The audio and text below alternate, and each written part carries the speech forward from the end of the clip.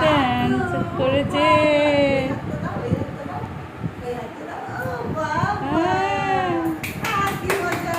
চিলির সীমা পিসির সাথে না খেললে দিনটাই ওর যায় না।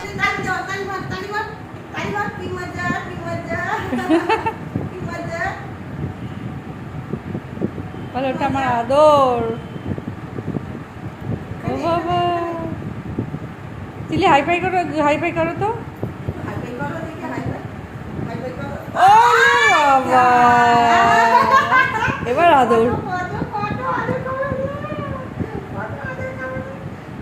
কি হয়েছে গো সীমা পিসি, আমি তো তোমার থেকে একটুই আদর খাই। আমি খেতে যাচ্ছে। সবই কথা শুনলে আজকে। হুম। একদিন না